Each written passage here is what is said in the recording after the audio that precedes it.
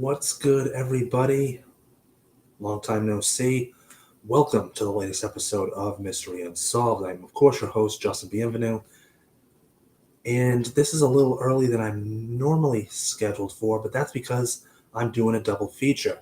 The reason behind the double feature, I haven't really done these in a few weeks, so we're in for a couple doozies. First off, the latest episode of Mystery Unsolved, I will be talking about Rasputin. Yes, there's only one Rasputin, so no need for you to say who. Unless you don't know who Rasputin is, then you can say who. The intriguing part about this episode is that the mystery behind Rasputin is actually two mysteries. One, did he have powers? Did he have mystical powers? And did he see into the future?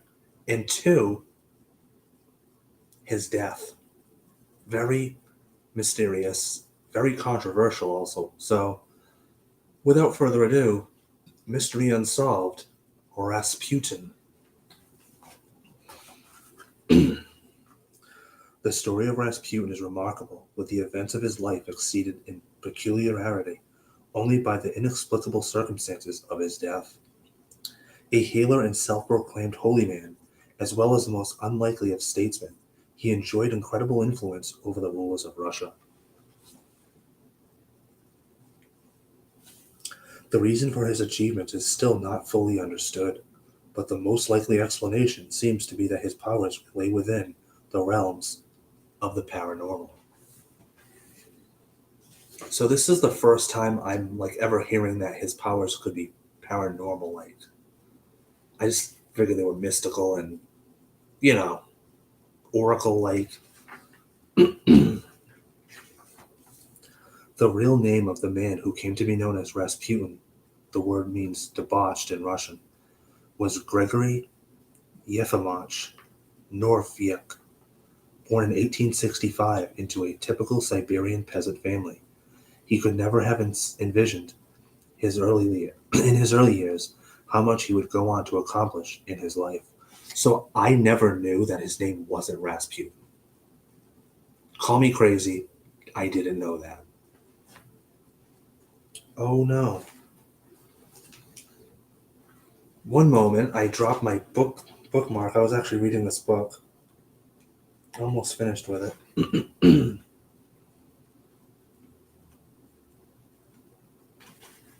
Martians. Okay. Sorry about that.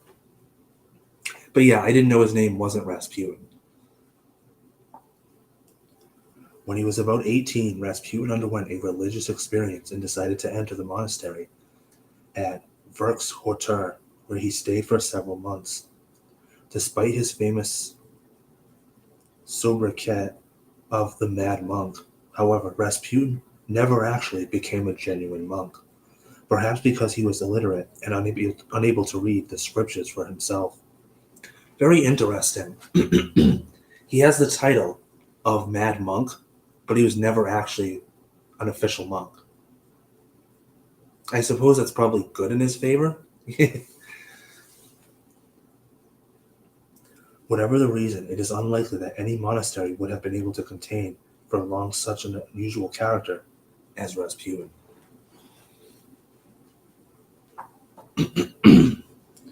While at this monastery, Rasputin became familiar with the Kleisty religious sect, which mixed its own brand of mysticism with a degree of sexual hedonism not often found in the church, and which had actually been banned in Russia on heretical grounds. In spite of the fact that he was married, Rasputin launched himself into this world of fornication with considerable enthusiasm, even holding orgies in the marital home. There's another thing I did not know about Rasputin. Apparently he held orgies. Apparently that was a thing, and he was quite fond of them. Not sure what to make of that. Again, this man's supposed to be a monk. He's not officially a monk, and maybe this is why. At this time, he was beginning to be aware that he might possess some unusual powers, and believed that these could be directly attributed to his sexual indulgences. For this reason, he took part in these excesses at every opportunity. So he believes that the reason he has powers is because he's so very sexually active, or prowess sexually, I suppose, which is a really weird thing to think, but hey, whatever floats your boat, or toots your own horn, or whatever. Rasputin went on to father 3 children by his wife, and probably many more by other women. I mean, if you're going to hold orgies, you're probably going to have other children by other women. It's probably an inevitability. It is probably an inevitability. Yet a family was not enough to keep Rasputin in one place, and he wandered far and wide, slowly gathering a reputation as a healer and clairvoyant. How you become a healer and clairvoyant after holding orgies and being known as a sexual deviant? I don't know what the word I would use for him, but how you can be those two things after that is interesting. Very interesting. He had developed an unusual appetite to cure, ability, sorry. He had developed an unusual ability to cure ailments without even having to make a diagnosis, almost as if he detected the nature of the problem through psychic means alone. He traveled as far as Mount Athos in Greece and Jerusalem, where he demonstrated his skills to the religious dignitaries to great acclaim. And so he established his reputation as a starez, a term for self-proclaimed holy man and faith healer. Rasputin was not the first illiterate man devoid of formal religious training to follow this path, but he was remarkable in the level of the success he enjoyed, which was probably the result of force of his personality and the incredible results he achieved. Needy people would travel great distances to meet him, rewarding him for his services with gifts and money. And again, because he's not a monk, he can legally accept this money. But if he was, he probably couldn't. Although knowing how he is, he probably would have.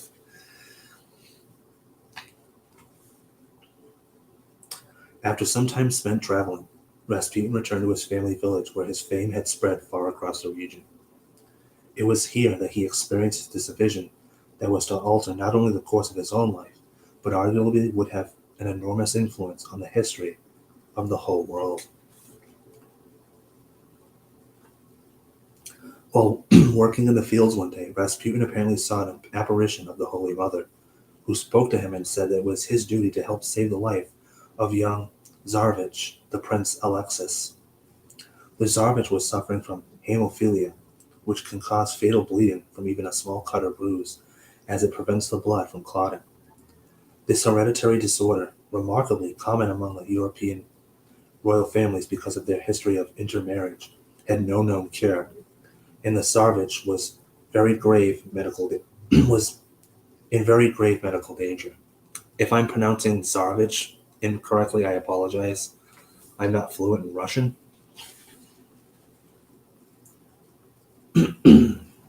Rasputin traveled to St. Petersburg to carry out his mission, although it was a while before his influence was felt. By this time, Rasputin had come to the attention of nobility, some of whom recognized him as a man of God and a person of considerable, inexplicable personal power.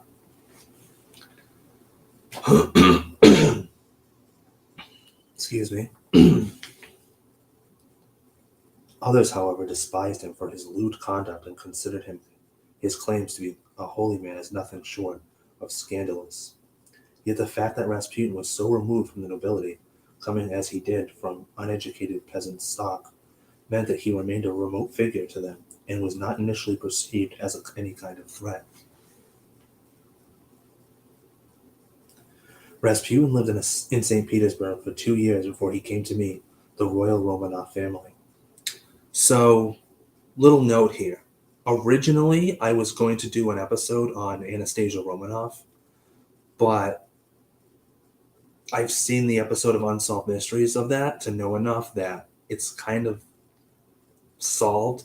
It's not really solved, but there's layers to it. I felt it would be more fun to do an episode on Rasputin, so yeah.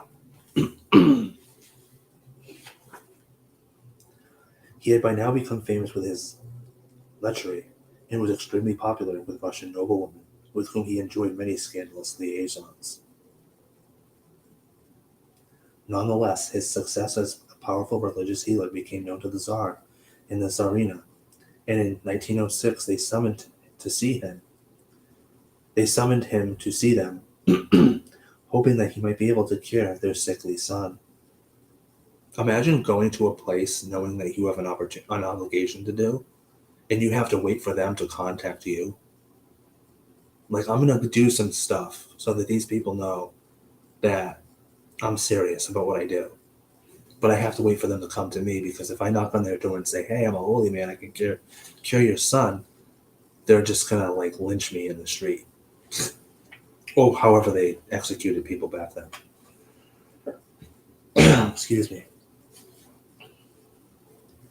Tsarevich's illness was shrouded in secrecy because it might have threatened the prince's right to succession if it ever became known to the public. Oh, okay, look at that. Nobody was supposed to know about it. So if he knows about it, if he told them, it's like he must be of, religious powers.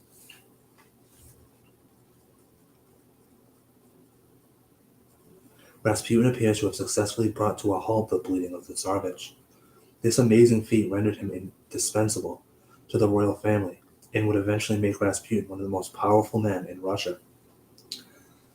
This, when I first read this, it confused me, because I don't know whether it's because of the way it's written, or because there's a lack of detail, or because maybe this is just how they did things back then, but you'll see what I mean. That line of how he'll become one of the most powerful people in Russia, like, you kind of wonder, like, okay, but how? You see how, like, obviously, but there's another layer to it besides him just being, a religious holy man that's able to cure people. There's another context to it, and it just kind of makes me scratch my head.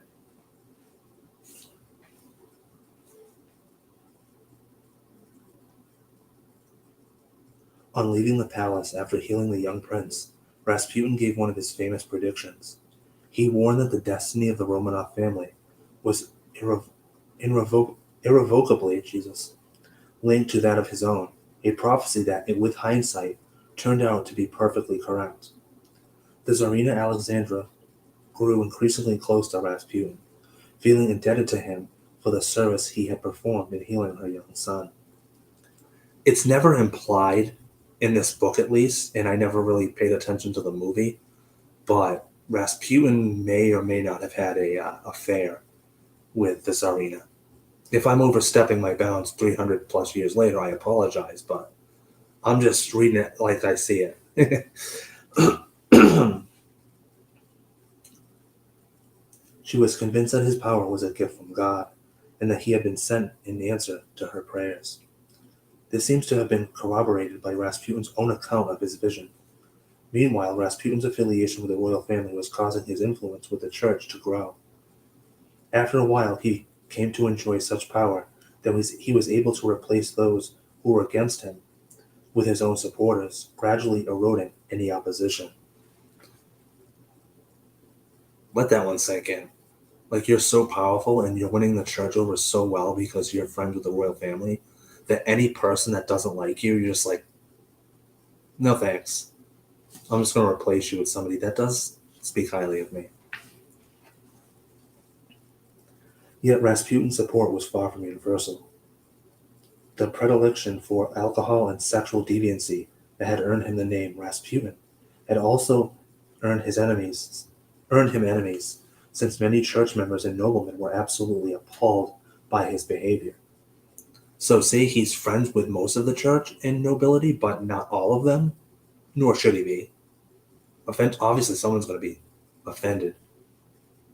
They were also very concerned about the growing influence exerted by Rasputin over the Tsarina and the rumors that the pair had become lovers, as was Tsar Nicholas himself.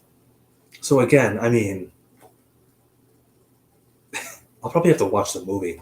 My mom used to love that movie. Pour it out. But again, I imagine it's just the way they word things about Rasputin and the Tsarina. Like something's going on. Yet the Tsarina would hear nothing against Rasputin. As far as she was concerned, he was just an illiterate peasant who had succeeded where everyone else, royal doctors, holy men, and healers alike, had failed. So you have to insult him to protect the secret. I gotcha. I got you, Tsarina. Rasputin held. Whoops, hold on. Whoops. Little is known about exactly how Rasputin healed the sick child, although many have surmised that it may have been through a form of hypnosis. The extent of Rasputin's personal power within Russia was to reach its peak in the years before the First World War. And from 1911 onward, he was permitted to appoint his own ministers within the imperial government. Yeah, imperial power, baby. At this time, the Romanov family was becoming dangerously detached from the Russian people and was shielded by the nobility from the pre-revolutionary feeling that was brewing in the country. See, this is a line I'm aware of the whole Romanov thing. I know what happened to them. But this line just kind of throws me. Like, what exactly does that mean? That they had become dangerously detached from the Russian people. Why? I'd like details, author that wrote this. In 1915, Tsar Nicholas took personal control of the Russian armed forces that were fighting in the First World War. Oh, maybe that's a reason. Tsar Alexandra was left in the sole command of the country, and she immediately appointed Rasputin as her personal advisor. See what I mean? This is starting to be what I was talking about. So the Romanovs apparently were like the prince or king, queen, prince, princess of Russia. So they ruled it, similar to how the UK does, I suppose. If I'm wrong, just kindly correct me in the comments. No need to be nasty.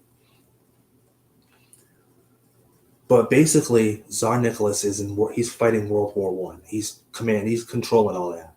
So Tsar Alexandra is in control of the country. So she does naturally the first thing that comes to her mind. Rasputin's my own personal advisor. But is there more? This made Rasputin the effective leader of Russia, an incredible feat for a man who was born a Siberian peasant. Simply by making him a personal advisor, that made him the effective leader. Is that because he was a man?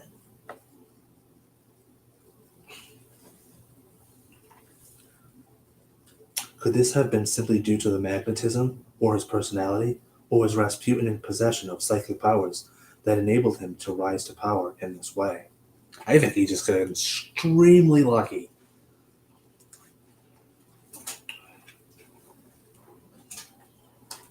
Bookmark fell out again.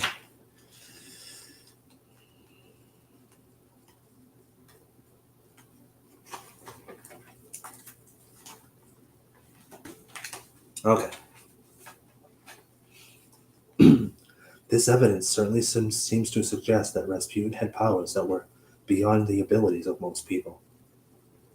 In addition to his well-documented and proven healing abilities, there is evidence of his remarkably accurate predictions of the future. There's another thing I didn't know, that he was like a seer. I knew he had healing powers and mystical powers, but I didn't know he was a prophet as well.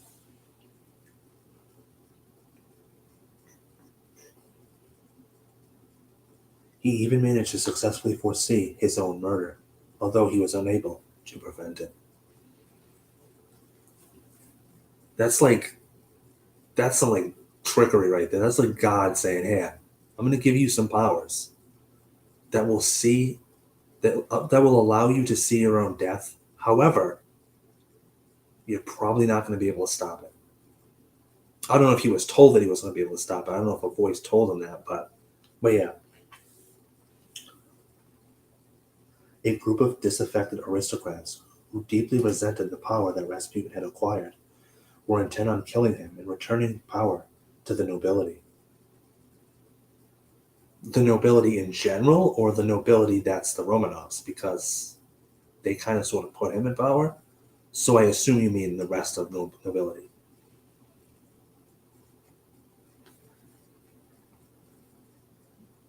Also, what is a disaffected aristocrat? Is that somebody that's lower than nobility? I would assume so. You see what I mean? This is why I like the word choice that this author uses throughout the entire book sometimes is just very specific, but as specific as it is, it's not. The group of conspirators was led by Prince Felix Yusupov, who invited Rasputin to his home under the pretext of meeting his wife, Irina, a woman famed for her beauty. I'm going to read that sentence again, just because I did the same exact thing the first time I read it. Rasputin he was invited to the home, who invited Rasputin to his home under the pretext of meeting his wife Irina, a woman famed for her beauty. Come see how beautiful my wife is? Is there a little more to that sentence? Again, I need details here. To invite somebody just because you want them to see your wife is a really weird reason to invite someone over. If only that existed today, I swear to God. Oh, man. Rasputin accepted the invitation and traveled to the palatial home of the prince, where he was warmly received. The conspirators planned to poison Rasputin with cyanide, which they concealed in some cakes in Madeira wine. Cyanide is one of the deadliest substances known to mankind, and its effects are almost instantaneous. Instantaneous. I'll give you a definition. That means instantly. Just remember that. However, these men soon discovered that the extent of Rasputin's power was greater than anyone could have imagined. Prince Felix engaged Rasputin in conversation and persuaded him to try some of the cakes. Although Rasputin's preference was for wine, out of the politeness he ate a couple, washing them down with a good measure of Madeira. The prince watched in amazement as Rasputin appeared to shrug off the effects of enough poison to kill 6 men. They stuffed those cakes with cyanide, and he scarfs them down, and it's enough to kill 6 people, and he just waters it down with wine. At this point, the prince withdrew temporarily to confer with his fellow conspirators, who were all mystified by Rasputin's apparent imperviousness to poison. I wonder if he knew that the cakes were poison. Although maybe he didn't because he ate them anyway. Although maybe because of his powers, he was like, I'm going to eat these cakes even though I know they're poison, just to look polite. Prince Felix was then prevented with a pistol and told to shoot. Oh yeah, this always gets me, right? He withdrew temporarily to confer with his fellow conspirators. Like, are they all in the same room? Or is he like, excuse me, Rasputin, I must confer with my constituents in the next room. Oh yes, of course, by all means. Here's this gun. I don't know why he hasn't dropped dead yet, but take him out now. I imagine that's how it went. And told to shoot his unsuspecting guest, whereupon he returned and shot Rasputin in the chest from point-blank range. Believing Rasputin to be dead, the conspirators gathered over his body to observe their handiwork. At this point, Rasputin is said to have been roused from apparent death and forcefully grabbed hold of them. The men had to beat and stab him in order to free themselves. So, they put enough cyanide in his cakes to kill 6 men. That didn't kill him. They shot him. The prince shot him. That didn't kill him. Then they beat and stabbed him. That killed him, right? Right? Amazingly, Rasputin is said to have pushed them off and attempted an escape. He was then shot a second time before being bound with ropes.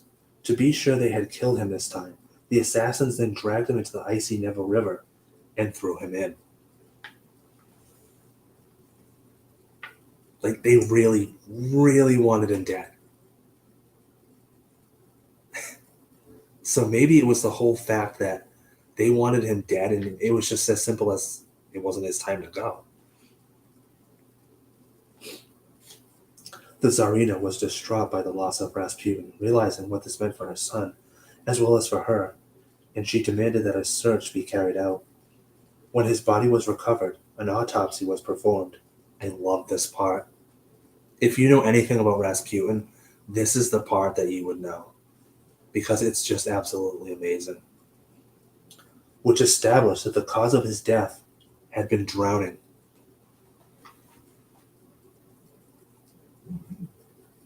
It wasn't the poison in his system. It wasn't the bullets in his body.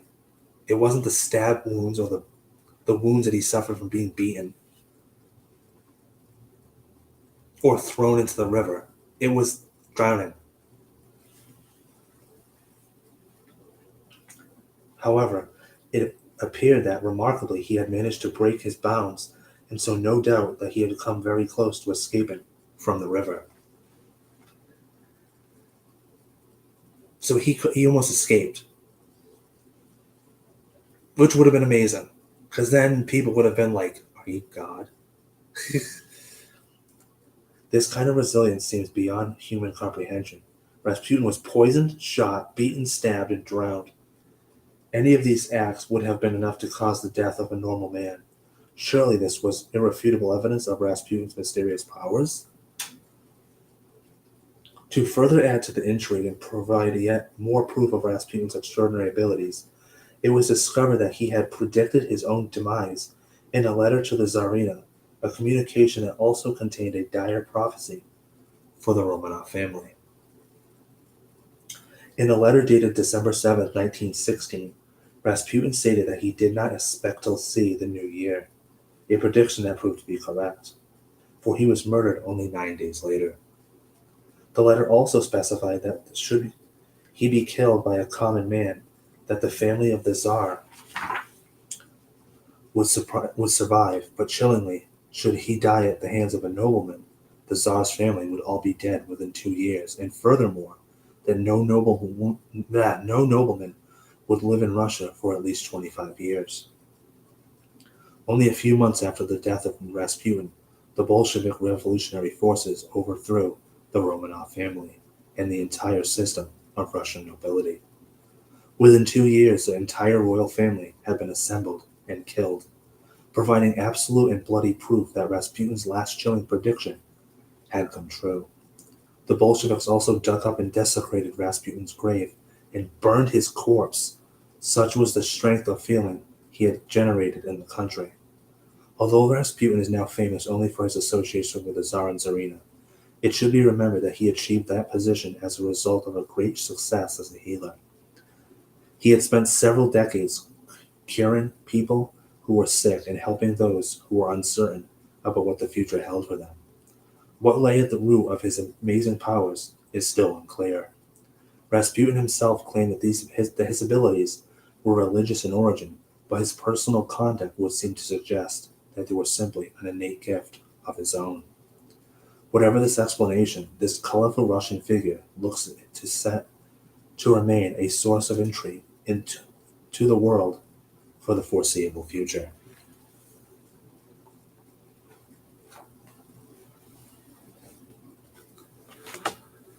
So, yeah, pretty crazy, right?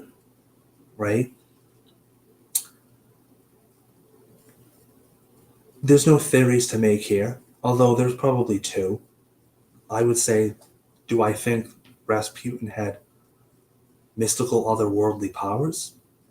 It would appear to suggest so. How? I don't know. Religious means maybe? And then finally, the whole him not dying thing also has to do with his powers. Because there's no other way to explain that. You don't get poisoned, shot, stabbed, and beaten to death, and then thrown into a river, and the autopsy comes back that you died from drowning. and you almost escaped from the water. So that in itself is just absolutely amazing. I hope I enlightened you. For those that did not know about Rasputin, for those that do, I hope I re-educated you and brought back what you at least remember. And I do hope that you all enjoyed this episode of Mystery Unsolved. I am going to be getting off of here, and then I'm going to be coming right back on for another episode. And stay tuned for that, because the next episode of Mystery Unsolved is on one Philip Taylor Kramer. Name sound familiar, does it? Ring any bells? Find out who he is and what happened to him on the next Mystery Unsolved.